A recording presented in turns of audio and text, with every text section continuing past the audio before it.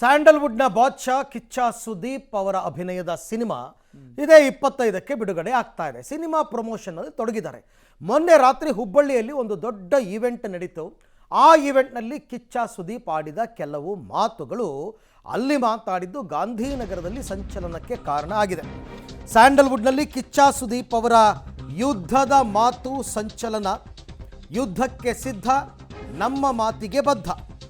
ಹಾಗಾದರೆ Sudeep mark target ಮಾಡಿದ್ದು ಯಾರನ್ನ? ಕಿಚ್ಚನ ಯುದ್ಧ ಮಾತಿನ ನಾನಾ ಆಯಾಮಗಳು ಕೇಳಿಬರ್ತಾ ಇದೆ.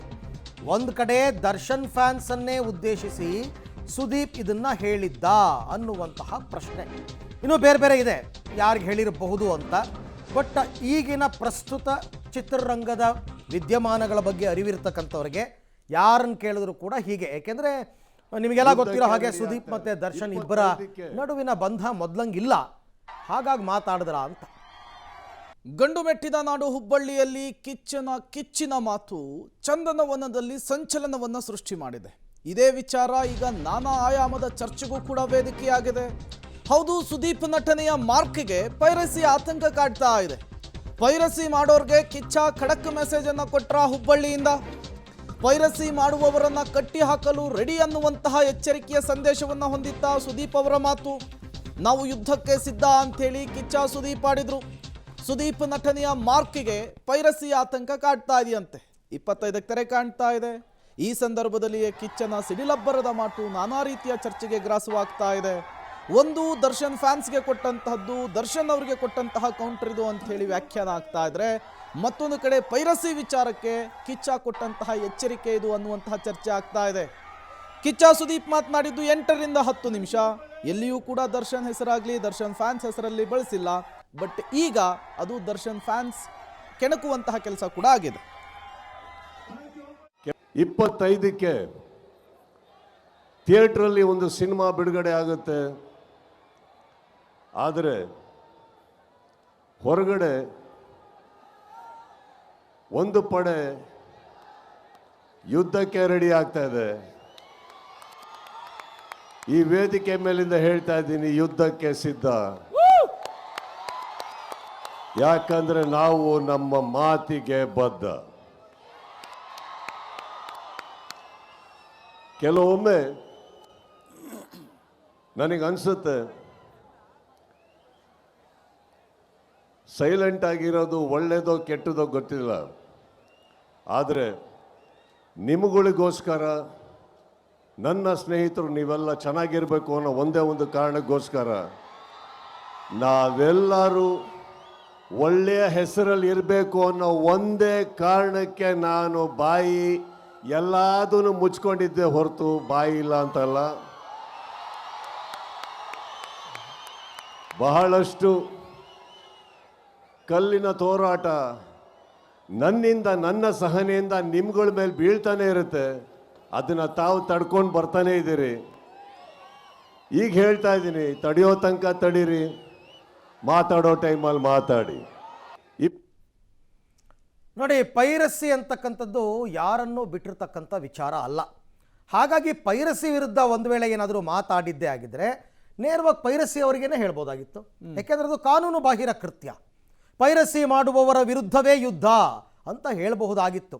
ಆದರೆ ಆ ಮಾತನ್ನು ಅವ್ರು ಬಳಸಲಿಲ್ಲ, ಅಥವಾ ದರ್ಶನ್ ಫ್ಯಾನ್ಸ್ ಬಗ್ಗೆನೂ ಮಾತಾಡಲಿಲ್ಲ. ಸೊ ಹಾಗಾಗಿ ಯಾರಿಗೆ ಹೇಳಿದ ಮಾತು ಇದು ಅಂತಕ್ಕಂಥದ್ದು. ಎಷ್ಟೋ ಜನ ಹೇಳ್ತಾರೆ ಇವೆಲ್ಲ ಸಿನಿಮಾ ಪ್ರಮೋಷನ್ ಗಿಮಿಕ್ಸು ಅಂತ. ದರ್ಶನ್ ನಟನೆಯ ಡೆವಿಲ್ ಸಿನಿಮಾಗೂ ಕಾಡಿತ್ತು ಪೈರಸಿ. ದರ್ಶನ್ ವಿರೋಧಿಗಳ ಕೈವಾಡ ಅಂತ ಕೇಳಿ ಬಂದಿತ್ತು ಆರೋಪ. ಡೆವಿಲ್ ಪೈರಸಿಗೂ ಕಿಚ್ಚ ಫ್ಯಾನ್ಸ್ ಮೇಲೆಯೇ ಆರೋಪ ಬಂದಿತ್ತು. ಇದೀಗ ತಾಳ್ಮೆಗೂ ಮಿತಿ ಇದೆ ಅಂತ ಸುದೀಪ್ ಕೊಟ್ಟಿರ್ತಕ್ಕಂಥ ಉತ್ತರ. ನಮ್ಮ ಫ್ಯಾನ್ಸ್ ತಂಟೆಗೆ ಬರಬೇಡಿ ಅಂತ ಕಿಚ್ಚ ಗುಡುಗಿರ್ತಕ್ಕಂಥದ್ದು. ಅವ್ರ ಸಿನಿಮಾನ ಇವ್ರು ಪೈರಸಿ ಮಾಡ್ತಾರೆ, ಇವ್ರ ಸಿನಿಮಾನ ಅವ್ರ ಕಡೆಯವ್ರು ಪೈರಸಿ ಮಾಡ್ತಾರೆ ಅಂತಕ್ಕಂಥದ್ದು ಯಾವಾಗಲೂ ಕೇಳಿಬರ್ತಕ್ಕಂಥ ಆರೋಪ. ಸೊ ಅದಕ್ಕೋಸ್ಕರ ತನ್ನ ಫ್ಯಾನ್ಸ್ ಪರವಾಗಿ ಸುದೀಪ್ ಮಾತನಾಡಿದ್ರಾ ಅನ್ನುವಂಥದ್ದು ಒಂದು ಪ್ರಶ್ನೆ. ಅಥವಾ ಯಾವುದೇ ಒಂದು ಸಿನಿಮಾ, ಸ್ಟಾರ್ ಸಿನಿಮಾ ಬಿಡುಗಡೆ ಆಗಬೇಕಾದ್ರೆ ಮತ್ತೊಂದು ಸ್ಟಾರ್ ಸಿನಿಮಾ ಅಭಿಮಾನಿಗಳು ಕಿರಿಕಿರಿ ಮಾಡ್ತಕ್ಕಂಥದ್ದು ಸಹಜ. ಈ ಸರ್ತಿ ನೀವು ಕೂಡ ಉತ್ತರ ಕೊಡಿ ಅನ್ನೋ ರೀತಿಯಲ್ಲೇ ಮಾತಾಡಿದ್ರ.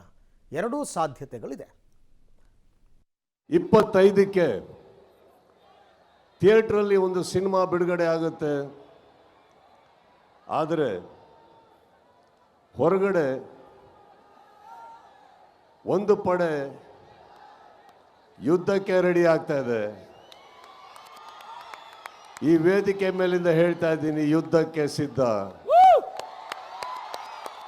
ಯಾಕಂದ್ರೆ ನಾವು ನಮ್ಮ ಮಾತಿಗೆ ಬದ್ಧ. ಕೆಲವೊಮ್ಮೆ ನನಗನ್ಸುತ್ತೆ ಸೈಲೆಂಟ್ ಆಗಿರೋದು ಒಳ್ಳೆಯದೋ ಕೆಟ್ಟದೋ ಗೊತ್ತಿಲ್ಲ, ಆದರೆ ನಿಮಗಳಿಗೋಸ್ಕರ, ನನ್ನ ಸ್ನೇಹಿತರು ನೀವೆಲ್ಲ ಚೆನ್ನಾಗಿರಬೇಕು ಅನ್ನೋ ಒಂದೇ ಒಂದು ಕಾರಣಕ್ಕೋಸ್ಕರ ನಾವೆಲ್ಲರೂ ಒಳ್ಳೆಯ ಹೆಸರಲ್ಲಿ ಇರಬೇಕು ಅನ್ನೋ ಒಂದೇ ಕಾರಣಕ್ಕೆ ನಾನು ಬಾಯಿ ಎಲ್ಲದನ್ನು ಮುಚ್ಕೊಂಡಿದ್ದೆ ಹೊರತು ಬಾಯಿ ಇಲ್ಲ ಅಂತಲ್ಲ. ಬಹಳಷ್ಟು ಕಲ್ಲಿನ ತೋರಾಟ ನನ್ನಿಂದ, ನನ್ನ ಸಹನೆಯಿಂದ ನಿಮ್ಗಳ ಮೇಲೆ ಬೀಳ್ತಾನೆ ಇರುತ್ತೆ. ಅದನ್ನು ತಾವು ತಡ್ಕೊಂಡು ಬರ್ತಾನೆ ಇದ್ದೀರಿ. ಈಗ ಹೇಳ್ತಾ ಇದ್ದೀನಿ, ತಡೆಯೋ ತನಕ ತಡೀರಿ, ಮಾತಾಡೋ ಟೈಮಲ್ಲಿ ಮಾತಾಡಿ. 25ಕ್ಕೆ ಥಿಯೇಟ್ರಲ್ಲಿ ಒಂದು ಸಿನಿಮಾ ಬಿಡುಗಡೆ ಆಗುತ್ತೆ. ರೈಟ್. ಈ ಎಲ್ಲ ವಿಚಾರಕ್ಕೆ ಸಂಬಂಧಪಟ್ಟಂತೆ ಮತ್ತಷ್ಟು ಮಾಹಿತಿ ನನ್ನ ಕೊಲೀಗ್ ಧನು ಅವರಿಂದ ಪಡ್ಕೊಳ್ಳೋಣ. ಧನು, ಈ ಹಿಂದೆ ಕೂಡ ಸುದೀಪ್ ಸಿನಿಮಾಗಳು ಬಿಡುಗಡೆಯಾಗುವ ಸಂದರ್ಭದಲ್ಲೇ ಈ ಥರದ ಕಾಂಟ್ರವರ್ಷಿಯಲ್ ಹೇಳಿಕೆಗಳನ್ನ ಸುದೀಪ್ ಕೊಟ್ಟಿದ್ದಿದೆ. ಹಾಗಾಗಿ ಇದನ್ನು ಕೂಡ ಅದೇ ರೀತಿ ಒಂದು ಸಿನಿಮಾ ಪ್ರಮೋಷನ್ ಗಿಮಿಕ್ ಅಂತ ಅನ್ಕೋಬೇಕಾ, ಅಥವಾ ನಿಜಕ್ಕೂ ಪೈರಸಿ ಮಾಡೋರ ವಿರುದ್ಧ ಮಾತಾಡಿರೋದ, ದರ್ಶನ್ ಫ್ಯಾನ್ಸ್ ಕೇಳಿರೋದ? ಈಗ ಚಿತ್ರೋದ್ಯಮದ ವಿಶ್ಲೇಷಕರು ಅಥವಾ ಗಾಂಧಿನಗರದವರು ಏನು ಮಾತಾಡ್ಕೋತಾ ಇದ್ದಾರೆ? ಎಸ್ ಅರವಿಂದ್, ಏನಂದ್ರೆ ನಟ ಸುದೀಪ್ ಅವರ ಒಂದು ಸಿನಿಮಾ ಈಗ 25ನೇ ತಾರೀಕು ರಿಲೀಸ್ ಆಗ್ತಾ ಇದೆ. ಒಂದು ಕಡೆ ಈಗ ಡೆವಿಲ್ ಸಿನಿಮಾ ರಿಲೀಸ್ ಆಗಿದೆ ಇದೇ ತಿಂಗಳು. ಸೊ ಒಂದು ಕಡೆ ಈಗಾಗಲೇ ಪೈರಸಿ ಕಾಟ ಈಗಾಗಲೇ ಡೆವಿಲ್ ಸಿನಿಮಾಗೂ ಕಾಡ್ತಾ ಇರ್ತಕ್ಕಂಥದ್ದು. ಹಿಂದೆ ಸಿನಿಮಾ ಸುದೀಪ್ ಅವರ ಒಂದು ಸಿನಿಮಾ ರಿಲೀಸ್ ಆದಾಗಲೂ ಕೂಡ ಪೈರಸಿ ಕಾಟ ಆಗಿತ್ತು. ಅದರ ವಿರುದ್ಧ ಕೂಡ ಸುದೀಪ್ ಅವರ ಕೂಡ ಧ್ವನಿ ಎತ್ತಿದ್ರು. ಮತ್ತೆ ಆ ಪೈರಸಿಯನ್ನ ಲಿಂಕ್ಗಳನ್ನು ಕೂಡ ಒಂದು ಡಿಲೀಟ್ ಮಾಡುವಂಥ ಕೆಲಸಕ್ಕೆ ನೇರವಾಗಿ ಅವರೇ ಮುಂದಾಗಿದ್ರು. ಸೊ ಇಂತಹ ಒಂದು ಸಂದರ್ಭದಲ್ಲಿ ಈಗ ಸುದೀಪ್ ಅವರು ಮಾತಾಡಿರ್ತಕ್ಕಂಥದ್ದು ಏನಂದ್ರೆ ಹುಬ್ಬಳ್ಳಿಯಲ್ಲಿ ಈ ಒಂದು ವೇದಿಕೆಯಲ್ಲಿ ಮಾತನಾಡಿರ್ತಕ್ಕಂಥದ್ದು ಒಂದು ಈಗ ದರ್ಶನ್ ಅವರ ಅಭಿಮಾನಿಗಳನ್ನೇ ಟಾರ್ಗೆಟ್ ಮಾಡ್ಕೊಂಡು ಮಾತಾಡಿದ್ರು ಅಂತ ಅಲ್ಲ, ಒಂದು ಕಡೆ ಪೈರಸಿಯನ್ನ ಮಾಡೋರ ವಿರುದ್ಧ ನೇರವಾಗಿ ಮಾತಾಡಿದಂತಲ್ಲ, ಒಂದು ಮಾರ್ಮಿಕವಾಗಿ ಈಗ ನುಡಿದಂತಹ ಈ ಒಂದು ಮಾತು ಸಾಕಷ್ಟು ಚರ್ಚೆಗೆ ಕಾರಣ ಆಗಿರ್ತಕ್ಕಂಥದ್ದು. ಈ ರೀತಿ ಮಾತಾಡೋದು, ಈ ಒಂದು ಸಿನಿಮಾ ಏನಂದ್ರೆ ರಿಲೀಸ್ ವೇಳೆಯಲ್ಲಿ ಈ ರೀತಿ ಮಾತಾಡಿದ್ದು ಸಮಂಜಸವಲ್ಲ ಅನ್ನೋದು ಕೂಡ ಒಂದಿಷ್ಟು ಗಾಂಧಿನಗರದ ಪಂಡಿತರ ಮಾತಾಗಿರ್ತಕ್ಕಂಥದ್ದು. ಜೊತೆಗೆ ದರ್ಶನ್ ಅವರ ಅಭಿಮಾನಿಗಳು ಕೂಡ ಈ ಒಂದು ಸುದೀಪ್ ಅವರ ಮಾತುಗಳನ್ನೇ ಇಟ್ಕೊಂಡು, ಅವರು ಕೊಟ್ಟಂತಹ ಹೇಳಿಕೆಗಳನ್ನೇ ಇಟ್ಕೊಂಡು ಈಗಾಗಲೇ ಸಾಮಾಜಿಕ ಜಾಲತಾಣದಲ್ಲಿ ಒಂದಿಷ್ಟು ಪೋಸ್ಟ್ಗಳನ್ನು ವೈರಲ್ ಮಾಡ್ತಾ ಇರ್ತಕ್ಕಂಥದ್ದು.